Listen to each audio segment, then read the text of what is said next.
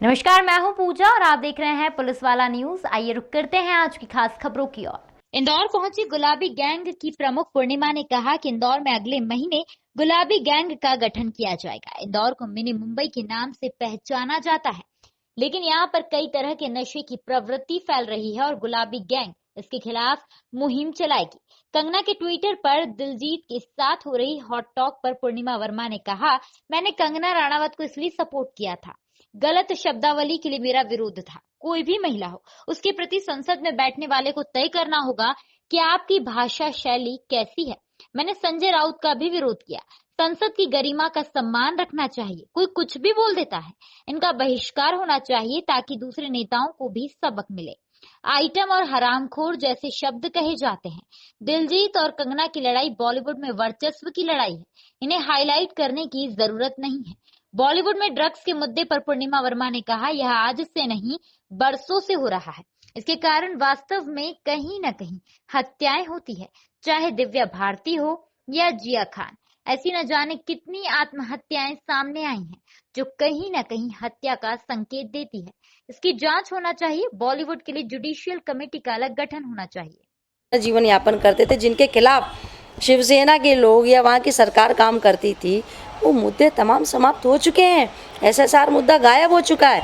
तो ये जब मुद्दे उठते हैं तो राजनेताओं के लिए गर्म तंदूर होता है जिसमें ये अपनी रोटी सेकते हैं। ठीक वैसे ही ये अपनी रोटी सिकवा रहे हैं, इसके अलावा और कोई बात नहीं। अब ड्रग्स का मुद्दा छाया हुआ है बॉलीवुड में। जी, ड्रग्स का मुद्दा आज से नहीं, कई जमाने से बॉलीवुड में काबिज है। प्रकाश में आया, सामने आया। अब प्रकाश में सामने आया क्योंकि हत्याएं, आत्महत्याएं जो कि वास्तव में कहीं ना कहीं हत्या का होती हैं। मैंने देखा, चाहे दिव्या भारती की बात करें, आप निकालें ना, आप उनकी फाइल खोली जाए। मैंने निवेदन किया था मोदी जी से, मेरी पेपर कटिंग में आपको दिखा सकती हूँ। जिया खान, दिव्या भारती, ऐसी न जाने कितनी आत्महत्याएं के रूप में सामने आई हैं जो कहीं ना कहीं हत्या को संकेत देती हैं। तो इनकी फाइल खोली जाए। आप मानती हैं मतलब ये हत्याएं थी? मैं बिल्कुल मानती हूँ, कहीं ना कहीं हत्याएं थी एक साथ। इस तरीके से आत्महत्या क्या प्रचलन है क्या बॉलीवुड का? नहीं है, तो इसकी जांच होनी चाहिए। इसलिए तो मैंने कहा कि बॉलीवुड के लिए एक जुडिशियल कमेटी का अलग गठन होना चाहिए, एक बेंच अलग बननी चाहिए जिस पे संज्ञान में लेके उसका प्रॉपर निराकरण किया जाए, है ना। इसलिए मैंने कहा, और ईडी की जांच पूरे डायरेक्टर प्रोड्यूसर पर बैठनी चाहिए, चाहे वो कोई हो। एक पैसे का ये रेवेन्यू सरकार को नहीं देते, आम आदमी ना दे तो वो चोर है। और ये कौन है जो काला पैसा को सफ़ेद करते हैं?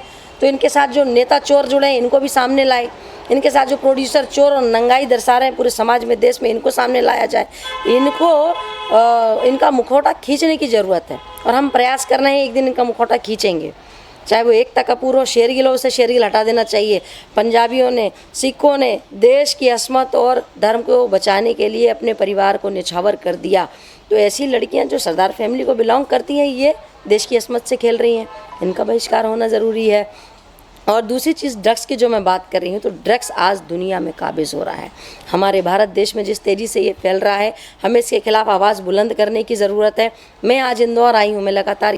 तो कंगना जो अभी ट्विटर पे इतनी एक्टिव हो गई हैं, एक पक्ष के साथ दे रही हैं, दूसरे पक्ष के खिलाफ हैं, और अभी हाल फिलहाल में दिलजीत से भी उनकी जो है काफ़ी हॉट टॉक चल रही है ट्विटर पे, तो किस तरह से देखती हैं इसको? आप भी कंगना का एक बार सपोर्ट कर चुकी हैं। मैंने एक महिला का सपोर्ट किया था, उनका नाम कंगना रनौत है, वो अभिनेत्री हैं, ये बिल्कुल अलग चीज़ है।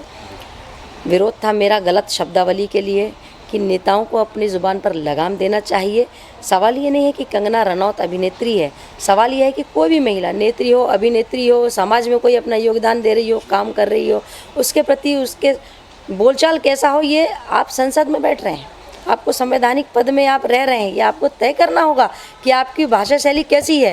नहीं तो इनकी भाषा शैली को सही करने के लिए गुलाबी गैंग बैठा हुआ है। मैंने विद्रोह किया, संजय राउत जी के खिलाफ एफआईआर की मांग की, गृह मंत्री जी के खिलाफ एफआईआर की मांग की महाराष्ट्र के, कि ये संवैधानिक पदों का दुरुपयोग कर रहे हैं, इन्हें तो संसद की गरिमा भंग करने के आरोप में इनका बहिष्कार होना चाहिए, इनका निकाला होना चाहिए, ताकि दूसरे नेताओं को ये सबक लगे। कभी किसी के मूड में आता है वो आइटम कह देता है, किसी के मुंह में आता है वो हरामखोर जैसे शब्दों का उपयोग करता है। तो ये विनय भंग करने की जो शैली नेताओं ने चला रखी है, इस पर लगाम कसेगी गुलाबी गैंग।